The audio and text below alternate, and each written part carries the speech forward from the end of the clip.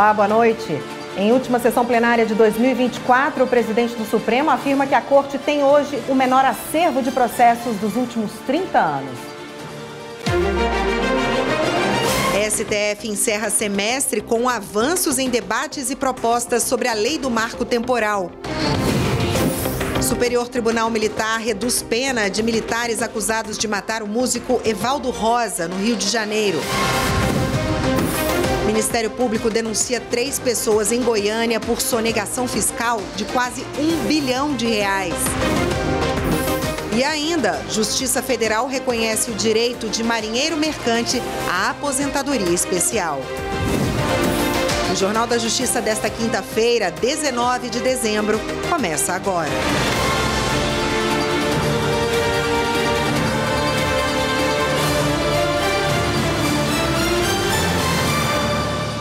O Supremo Tribunal Federal prorrogou por mais 60 dias as negociações entre o governo federal e a Eletrobras sobre o poder de voto do governo no conselho da empresa. Quem tem os detalhes é a repórter Carolina Chaves. A questão envolve as mudanças no poder de ação na empresa após a desestatização da Eletrobras. A decisão é do ministro Nunes Marques, na ação em que o presidente da República argumenta que, apesar da privatização da Eletrobras, a União ainda possui 42% das ações, mas teve o poder de voto reduzido a menos de 10%. O presidente da República afirma que a mudança imposta à União é desproporcional em relação ao interesse social e ao patrimônio investido pelo governo. No Supremo, a União defende que esse desequilíbrio na disposição de bens públicos com poder de voto contraria princípios como o da supremacia e da indisponibilidade do interesse público. Ao conceder a prorrogação, o ministro Nunes Marques considerou o empenho das partes para chegar a um acordo e destacou que a discussão é complexa e sensível. Mas, para conceder a prorrogação, o ministro Nunes Marques determinou que as partes envolvidas devem comprovar o compromisso com a resolução definitiva das questões articuladas nesta ação. Os estágios percorridos nestes 60 dias indicando os avanços das negociações e os ajustes, ainda que parciais, firmados no período. O prazo para que a Eletrobras e a União entrem em um acordo já foi prorrogado outras 3 vezes na tentativa de buscar um consenso. Dessa vez, as partes querem resolver o impasse até fevereiro de 2025, antes da nova eleição da diretoria do Conselho, marcada para abril do próximo ano. 2 importantes acordos trabalhistas foram assinados depois da mediação do Tribunal Superior do Trabalho. Os casos envolvem empregados da Dataprev e da Casa da Moeda. As informações com Anderson Conrado. O Tribunal Superior do Trabalho foi palco de 2 importantes negociações que resultaram em acordos coletivos envolvendo categorias de trabalhadores e grandes empresas públicas. Os processos que contaram com a mediação da vice-presidência do TST trouxeram avanços para os empregados e encerraram impasses, além de impedirem greves. São acordos coletivos privados sociais. Não são acordos judiciais.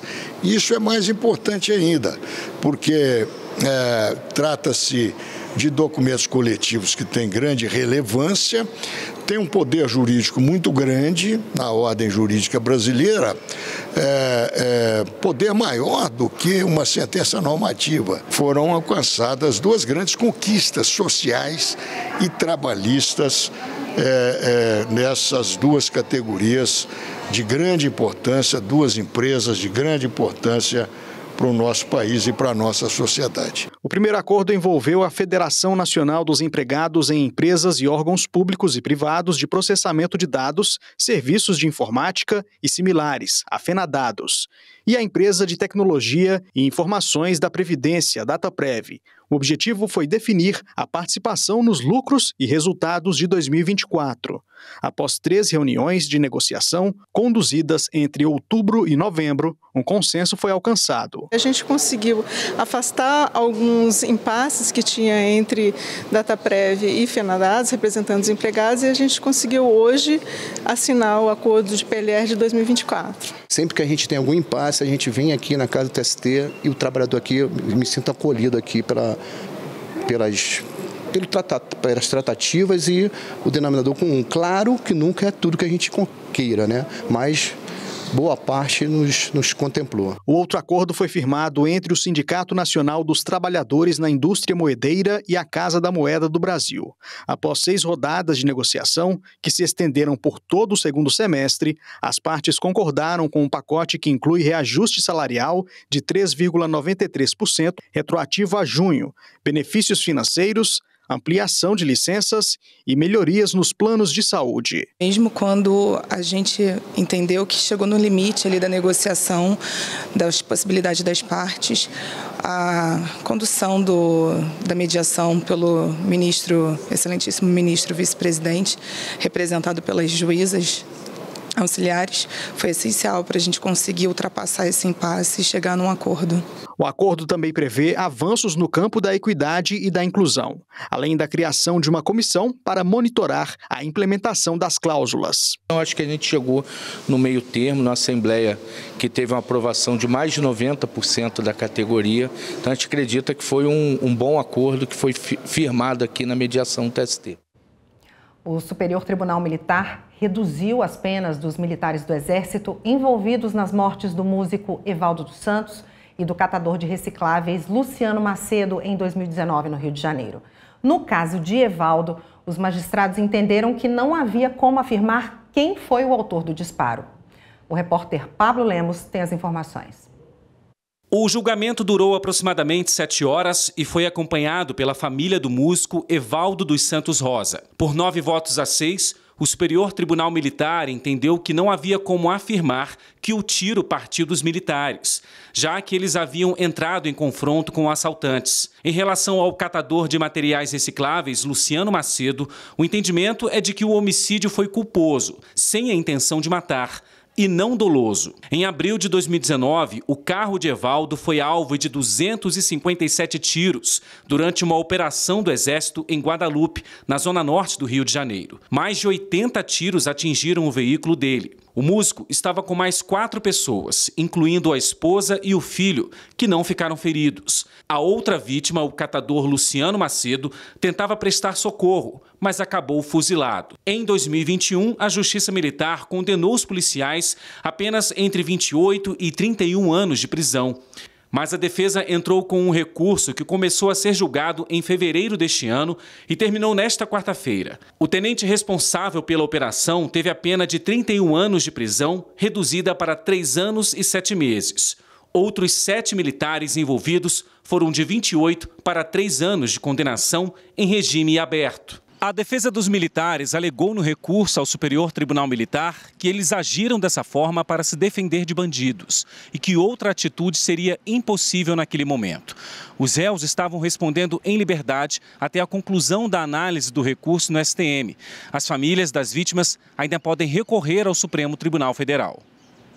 A seguir, o Ministério Público denuncia 3 pessoas em Goiânia por sonegação fiscal de quase R$1 bilhão. E ainda, a Justiça Federal reconhece o direito de marinheiro mercante à aposentadoria especial. Até já.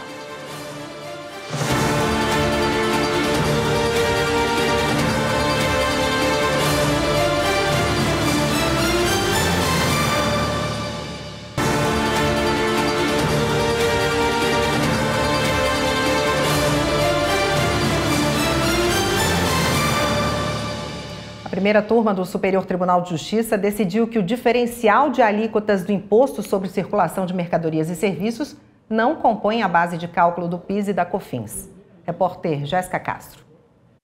Os ministros do colegiado estabeleceram que, por não ter natureza de faturamento ou receita bruta, o ICMS de FAO, que é o diferencial de alíquotas do Imposto sobre Circulação de Mercadorias e Serviços, não compõe a base de cálculo da contribuição ao Programa de Integração Social, o PIS, e da contribuição para o financiamento da Seguridade Social, a COFINS. O diferencial de alíquotas do ICMS é uma parte do imposto utilizada em operações interestaduais para evitar guerra fiscal entre os estados, quando o ente de destino cobra uma alíquota maior do que o de origem e cabe ao fornecedor repassar essa diferença ao estado de destino. A relatora, ministra Regina Helena Costa, explicou que o diferencial de alíquotas do Imposto sobre Circulação de Mercadorias e Serviços é uma modalidade de cobrança do ICMS e não um novo tributo.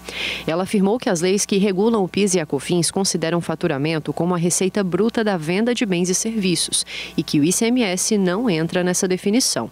A relatora pontuou também que se o ICMS fosse incluído, significaria cobrar contribuições sociais sobre o imposto devido aos estados. Seguindo o entendimento da relatora, a primeira turma reconheceu a uma empresa o direito de não incluir essa diferença de alíquota nas bases de cálculo do PIS e da COFINS, bem como compensar os valores indevidamente recolhidos. Em Goiânia, 3 pessoas foram denunciadas à Justiça por sonegação fiscal de quase R$1 bilhão. Repórter Márcio Fontinelli com as informações. 2 homens e uma mulher, donos de empresas que atuam no ramo da mineração e da venda de ouro, foram denunciados à Justiça pelo Ministério Público Federal por causar um prejuízo de R$790 milhões aos cofres públicos. De acordo com as investigações apresentadas pelo Ministério Público Federal, entre 2016 e 2018, os acusados enviaram valores para pessoas físicas e jurídicas e outros pagamentos sem fazer o devido recolhimento de impostos. Além do pagamento de multa, mais a dívida na Receita Federal, os envolvidos podem ser condenados a pelo menos 5 anos de prisão. O Tribunal Regional Federal da Primeira Região, aqui em Brasília, reconheceu o direito de um marinheiro mercante à aposentadoria especial. Quem explica esse caso é o repórter William Nascimento. A segunda turma do TRF da Primeira Região manteve a decisão que reconheceu o direito de um marinheiro mercante à aposentadoria especial.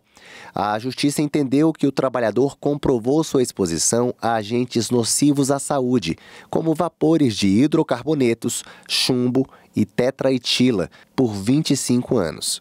O INSS contestou a concessão retroativa, alegando que o marinheiro não havia atingido o tempo de contribuição exigido.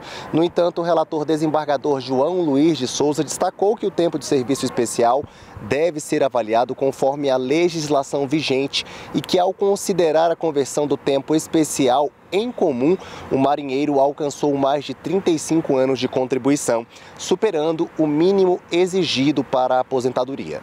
Dessa forma, a apelação do INSS foi rejeitada e o direito à aposentadoria especial ao trabalhador foi reconhecido.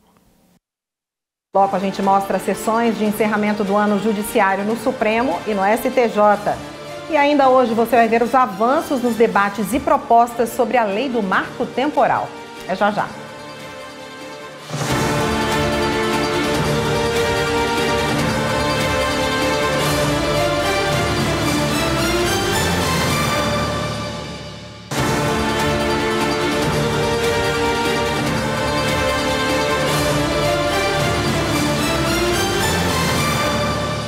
O Supremo Tribunal Federal tem hoje o menor acervo de processos dos últimos 30 anos. Esse foi um dos destaques do balanço feito pelo presidente da Corte, ministro Luiz Roberto Barroso, na última sessão plenária deste ano. A repórter Evelyn Araújo acompanhou. O Supremo recebeu ao longo deste ano 80.212 processos. 58% foram remetidos à presidência e 42% aos demais ministros. O presidente da Corte, ministro Luiz Roberto Barroso, destacou a diminuição do número de recursos apresentados ao STF em 2024. Ele atribuiu o resultado à política de precedentes. O dado demonstra a eficiência da gestão de precedentes feita pelo Supremo, que tem evitado a subida desnecessária de recursos por meio da identificação de demandas repetitivas nos tribunais locais e nos tribunais superiores e da afetação antecipada de temas para reconhecimento da existência e, sobretudo, da inexistência de repercussão geral. Atualmente, 20.300 processos estão em tramitação, quantidade 15% menor que em 2023. Este é considerado o menor acervo dos últimos 30 anos. 83 mil processos foram finalizados em 2024, o que representa aumento de 10% na produtividade em relação ao ano passado.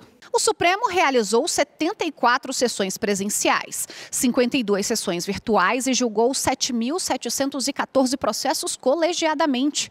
Mas a Corte proferiu, no geral, 114 mil decisões, 92 mil monocráticas e 21 mil colegiadas. Para o ministro Luiz Roberto Barroso, com o volume de processos em tramitação, não é possível levar todos os casos à análise conjunta dos ministros. Como eu noticiei, 80 mil processos. Portanto, ninguém pode imaginar que seja possível julgar colegiadamente 80 mil processos. Boa parte desses 80 mil processos, sobretudo dos recursos, o Supremo mantém a decisão de origem.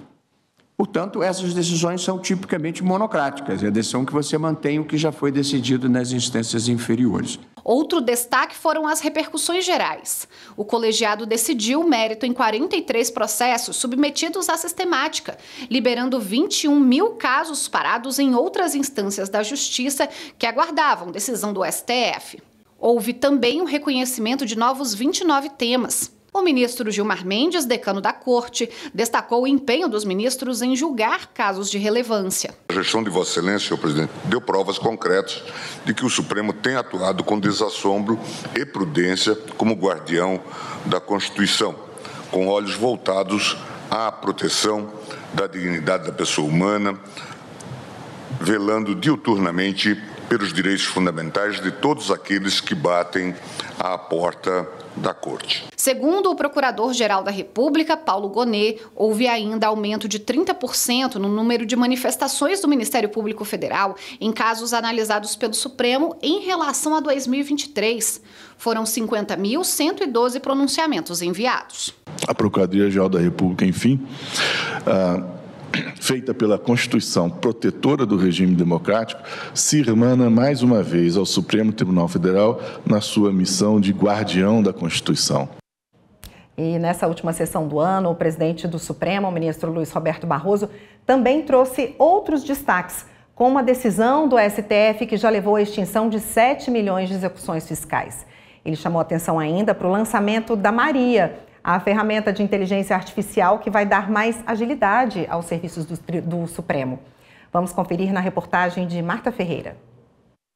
Foram diversos julgamentos relevantes levados ao plenário.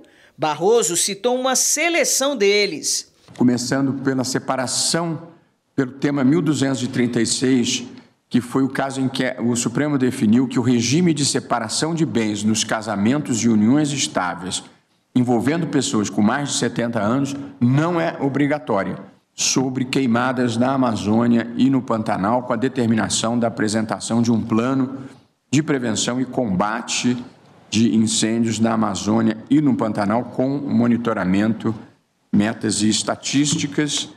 Tivemos um caso do ministro Fachin, em que o tribunal fixou o entendimento de que a abordagem policial, busca pessoal motivada por raça, sexo, orientação sexual, cor da pele ou aparência física são ilegais, o caso do perfilamento racial. Tivemos também do ministro Fachin a responsabilidade do Estado por disparo de arma de fogo durante operações policiais e, portanto, o ônus do Estado de demonstrar excludente de responsabilidade. Barroso também fez um balanço das atividades desenvolvidas em 2024 na gestão dele na presidência do STF e do Conselho Nacional de Justiça e destacou a chamada desjudicialização. Nós já conseguimos extinguir 7 milhões de execuções fiscais no Brasil, apenas pela decisão relatada pela ministra Carmen Lúcia, permitindo a extinção das de pequeno valor, exigindo um esforço mínimo de conciliação e estabelecendo a necessidade do prévio protesto antes do ajuizamento da execução fiscal. O impacto foi extraordinário e, sempre lembrando, as execuções fiscais eram o maior gargalo da justiça brasileira. E a demora nas execuções fiscais fazia com que, na estatística, aumentasse o tempo médio de duração dos processos. E agora nós estamos conseguindo baixar esse tempo médio de duração dos processos que terminam, o tempo médio de duração hoje é um pouco abaixo de 3 anos.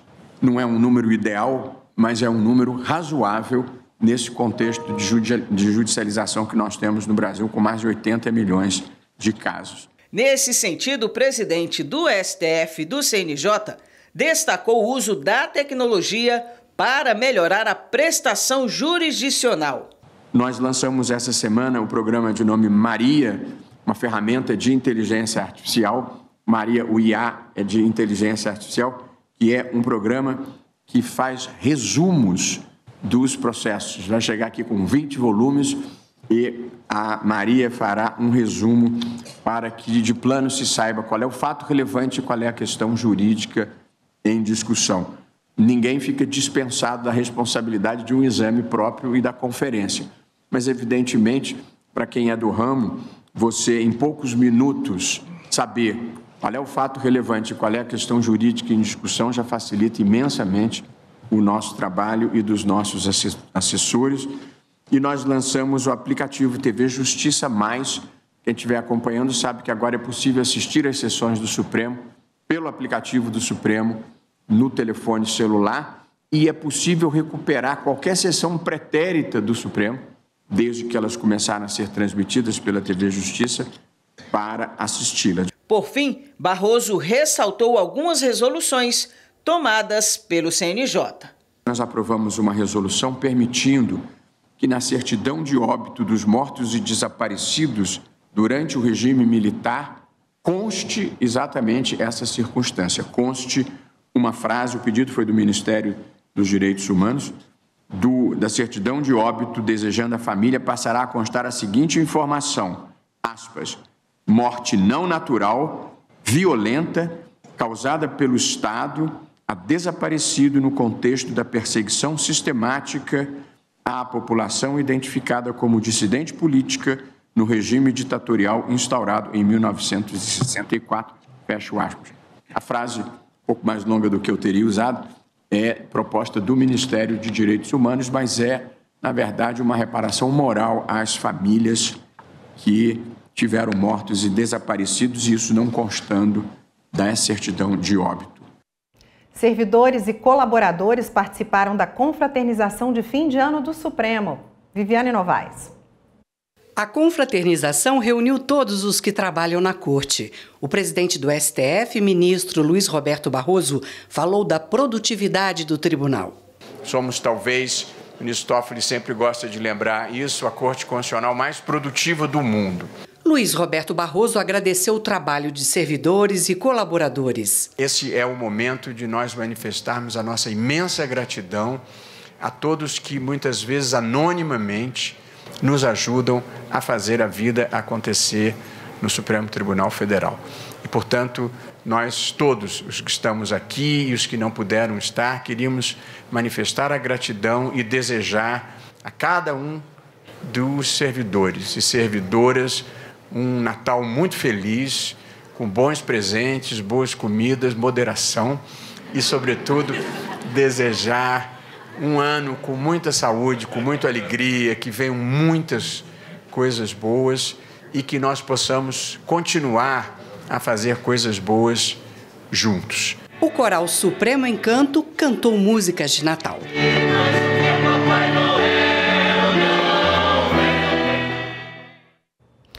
E agora a gente fala sobre a última sessão da Corte Especial do Superior Tribunal de Justiça. A reportagem é de Jáfer Araújo. Primeira vez o STJ chega ao número recorde de mais de 500 mil de processos distribuídos e registrados na Corte. Para o presidente Erma Benjamin, esse é um número muito grande para a quantidade de ministros que o tribunal possui. Não há tribunal no mundo que receba nada que se assemelhe. Não é que este número é apenas o maior, é que não há tribunal nacional do mundo que tenha esta demanda para 30 ministros julgadores.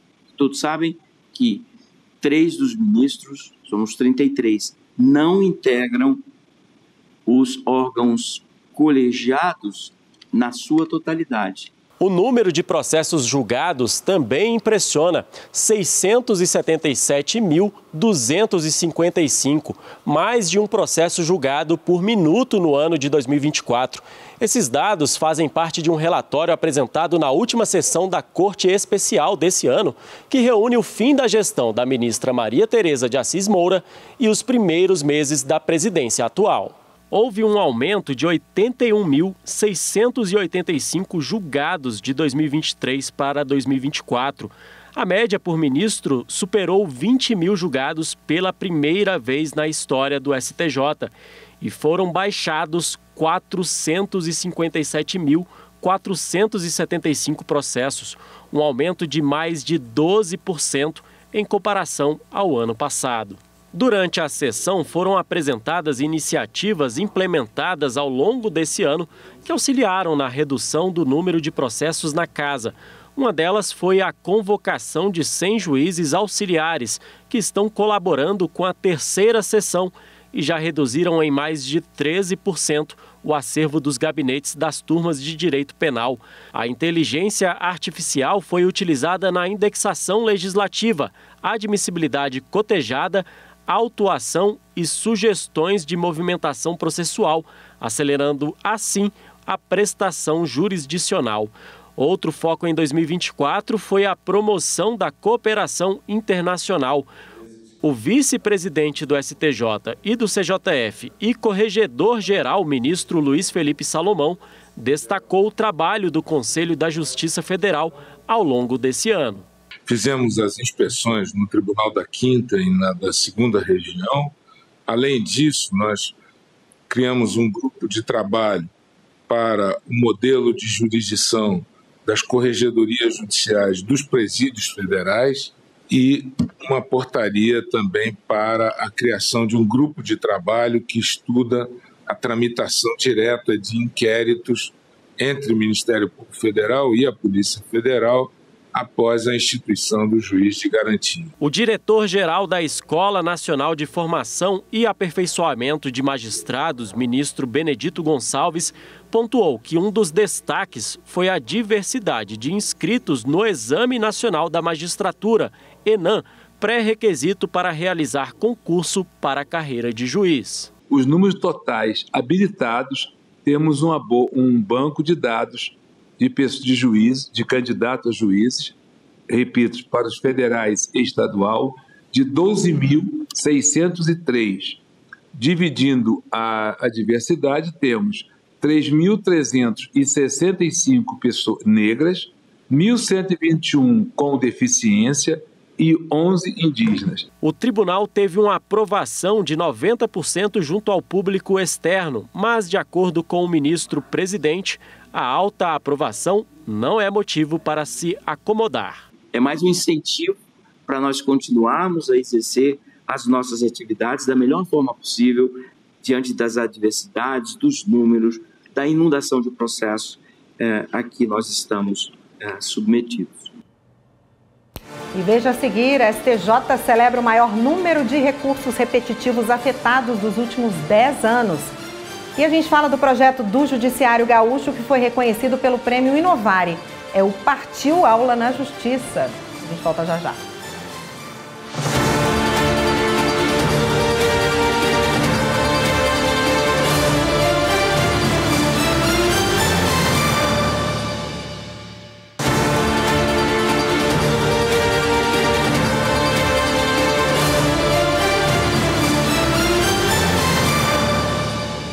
Em 2024, o Superior Tribunal de Justiça celebra o maior número de repetitivos afetados dos últimos 10 anos. Repórter Kátia Gomes. O tribunal bateu um recorde com 71 temas repetitivos afetados, refletindo o crescimento da cultura de precedentes no sistema judiciário brasileiro. Recurso repetitivo no STJ é quando vários processos tratam do mesmo tema. O tribunal julga alguns casos representativos e essa decisão serve para resolver os demais de forma uniforme e rápida. A primeira sessão de Direito Público foi a que mais afetou temas, com um destaque para o tema 986, relacionado à inclusão de tarifas na base de cálculo do ICMS, que afetou mais de 124 mil processos. Tribunais estaduais e regionais federais, como o Tribunal de Justiça de São Paulo e o Tribunal Regional Federal da 4ª Região, também contribuíram com a indicação de temas. Com isso, o STJ ultrapassou a marca de 1.300 temas afetados e continua avançando na implementação do rito dos repetitivos. Esse aumento foi resultado do trabalho conjunto de diversas unidades do STJ, como a Secretaria Judiciária e o Núcleo de Gerenciamento de Precedentes e de Ações Coletivas, que identificaram processos relevantes. A divulgação da cultura de precedentes também foi reforçada por eventos como o Projeto Imersão e o Encontro Nacional sobre Precedentes Qualificados. O programa Amigo Down, do Tribunal de Justiça de Minas Gerais, em parceria com o Instituto Mano Down, vai ser levado para comarcas do interior do estado. A iniciativa, que valoriza o respeito à diversidade, rendeu ao TJ o prêmio Inovare 2024. A reportagem é de Kátia Matos. O Marco Túlio trabalha na recepção da sede do Tribunal de Justiça de Minas Gerais há quase 2 anos. Atende as chamadas telefônicas, recebe os visitantes e indica o local procurado por eles. Sempre ajuda as pessoas. Ele e mais 12 jovens foram contratados pelo TJMG por meio de uma parceria com o Instituto Mano Down. A iniciativa oferece emprego e renda para pessoas com a síndrome de Down e transtorno do espectro autista nas dependências do Tribunal Mineiro. É um projeto que não é uma terceirização na realidade. Ele tem um acompanhamento de coordenadores, psicólogos, assistente social. A gente acompanha o menino, acompanha a família da pessoa. Aqui internamente, quem são os trabalhadores que trabalham ao lado dos meninos também são treinados para receber esses meninos. A gente pode dizer que efetivamente a gente conseguiu implantar a inclusão aqui dentro do tribunal.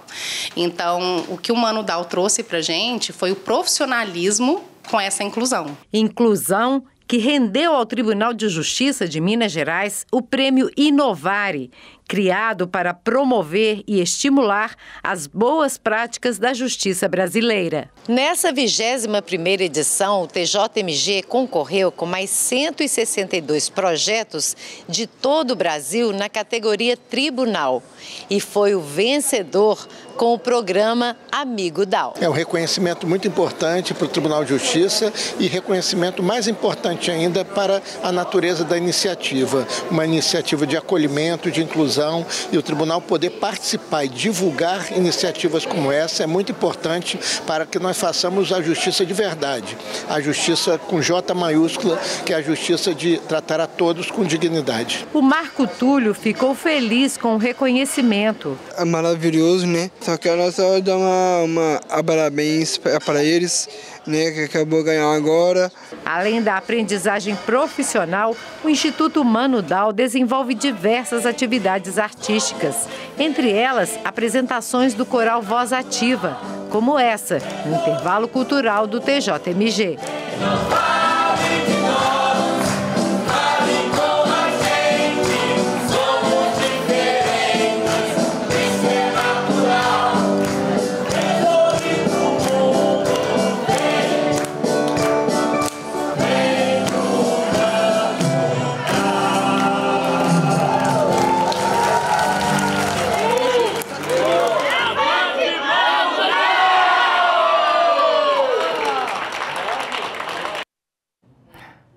E um outro projeto que foi reconhecido pelo Prêmio Inovare é o Partiu Aula na Justiça, do Judiciário Gaúcho. Repórter Paola Marcon. O juiz de direito Charles Maciel Bittencourt, da Justiça Instantânea da Infância e Juventude da Comarca de Porto Alegre e coordenador do projeto, ao lado do rapper e educador social Rafael Diogo dos Santos, o Rafa Rafuage, recebeu o troféu de primeiro colocado das mãos do ministro do STF, Alexandre de Moraes. A premiação, uma das mais representativas do mundo jurídico, reconhece e promove a disseminação de práticas transformadoras desenvolvidas no interior do sistema de justiça no Brasil. A iniciativa gaúcha foi escolhida finalista dentre as 732 concorrentes, em 8 categorias. Na categoria juiz, foram inscritas 104 práticas.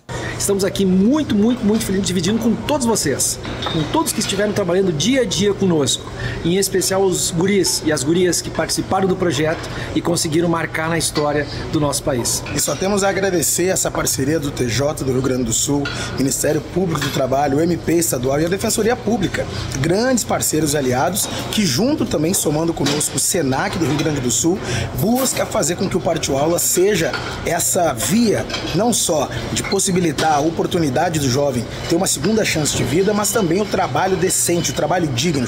O Partiu Aula na Justiça foi lançado em março de 2022, em parceria com o Poder Judiciário Estadual, o Ministério Público do Trabalho da 4ª Região e o Ministério Público do RS. São atividades artísticas e pedagógicas baseadas nas culturas hip-hop e funk, a jovens envolvidos em atos infracionais por meio de remissão. Mais de 160 adolescentes já participaram das oficinas e no final desta segunda etapa serão 240. O programa de regularização fundiária do Poder Judiciário beneficiou 3 vilas do município de Penedo, em Alagoas. O André Risco acompanhou a entrega das escrituras. Mais 230 títulos de propriedade foram entregues em Penedo, totalizando 1.443 documentos entregues no município até hoje. O prefeito Ronaldo Lopes, parceiro do programa, juntamente com a Anoreg, explicou que 3 vilas foram beneficiadas. Vila Primavera, Vila São Francisco e a Vila Santa Clara.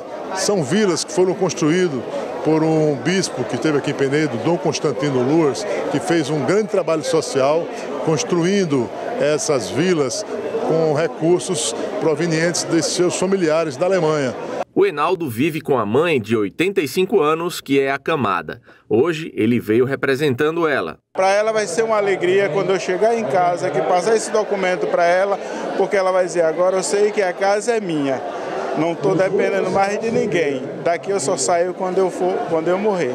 O desembargador Orlando Rocha Filho participou das entregas, representando o Tribunal de Justiça.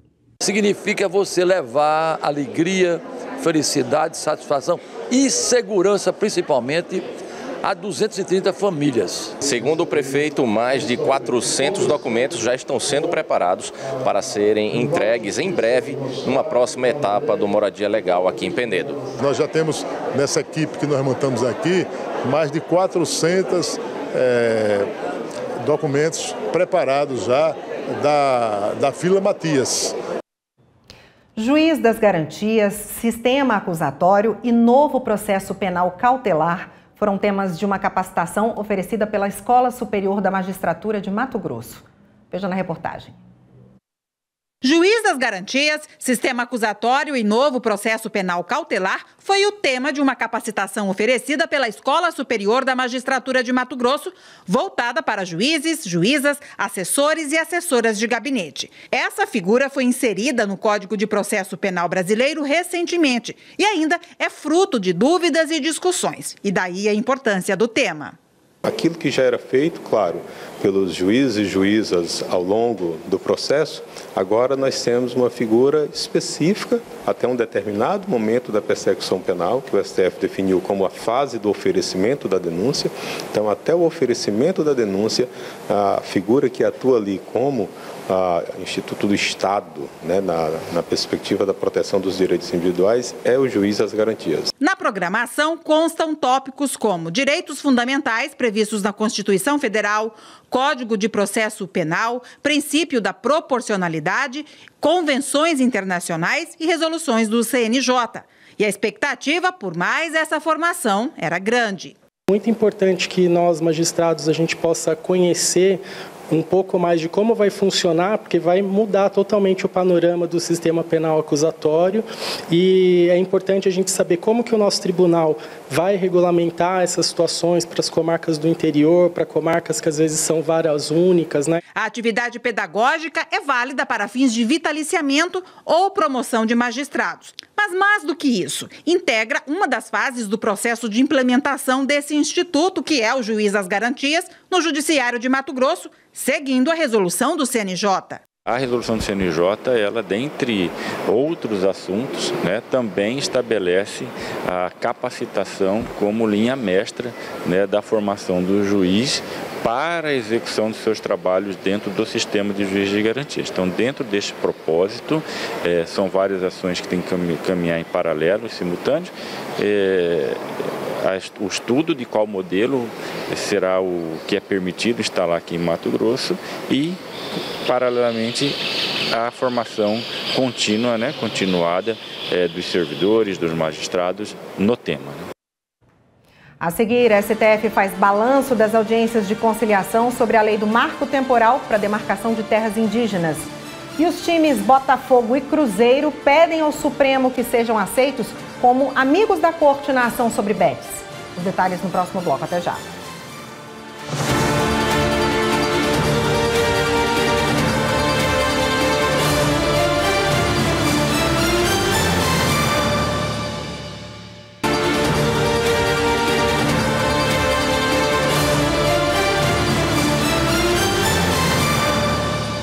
A pedido do Ministério Público Federal, o Banco do Brasil passou a aceitar como documento a autodeclaração de residência indígena no Amazonas. Repórter Márcio Fontinelli. Depois de receber várias denúncias de que os indígenas no Amazonas não estavam conseguindo abrir contas no Banco do Brasil por falta de comprovante de residência, o Ministério Público Federal no Amazonas encaminhou uma recomendação à instituição para que fosse aceita a autodeclaração de endereço feita pela comunidade. O Banco do Brasil acatou o pedido e anunciou que todas as agências no estado estão autorizadas a aceitar o documento, mesmo que não tenha reconhecimento em cartório. A Caixa Econômica Federal, o Bradesco e a Amazonas Energia também foram orientadas a aceitar as declarações dos indígenas. Os times Botafogo e Cruzeiro pediram ao Supremo Tribunal Federal que sejam aceitos como amigos da corte na ação sobre as bets. Se eles forem autorizados, eles devem participar das sustentações orais durante o julgamento. O relator é o ministro Luiz Fux. Repórter Carolina Chaves. Os clubes querem participar do julgamento que discute as apostas baseadas em eventos esportivos, conhecidas como bets, e nos jogos virtuais. Tanto o Botafogo quanto o Cruzeiro afirmam que podem ajudar a diminuir a desinformação que envolve as apostas esportivas e ressaltaram a importância do patrocínio das empresas de apostas para os clubes. Há um mês, Fux determinou a suspensão imediata da publicidade de apostas voltada a crianças e adolescentes e determinou a adoção de medidas por parte do governo federal para impedir o pagamento de apostas com dinheiro de programas sociais como Bolsa Família. E o Supremo divulgou um balanço das audiências de conciliação neste ano sobre a lei do marco temporal para a demarcação de terras indígenas. A repórter Viviane Novaes tem as informações. O Supremo Tribunal Federal fez 14 audiências de conciliação entre agosto e dezembro deste ano. Os encontros reuniram comunidades indígenas, procuradores dos estados, deputados federais e senadores, antropólogos, cientistas sociais e representantes de municípios onde há conflito de terras. A busca é por uma solução sobre medidas e propostas para garantir os direitos dos povos indígenas depois da aprovação em 2023 da Lei 14.701. Essa lei restabeleceu um marco temporal para a demarcação de terras. Segundo o texto, os povos indígenas só têm direito às áreas que ocupavam ou já disputavam no dia da promulgação da Constituição de 1988, 5 de outubro. Mas 3 meses antes da publicação da lei, o Supremo decidiu que a data não pode ser usada para definir a ocupação tradicional da terra pelas comunidades indígenas. 5 ações discutem a lei do marco temporal no STF. 4 questionam a validade da lei e uma pede que o Supremo declare a constitucionalidade do texto. Todas elas têm como relator o ministro Gilmar Mendes, que convocou as audiências de conciliação. Nos encontros foram feitas, por exemplo, propostas para garantir a sustentabilidade financeira das comunidades indígenas e também sugestões de mudanças legislativas para aprimorar a lei do marco temporal. Mas o debate ainda não terminou. 4 novas audiências estão previstas para fevereiro do ano que vem. E esta edição do Jornal da Justiça fica por aqui. Obrigado pela companhia, uma ótima noite para você e até amanhã.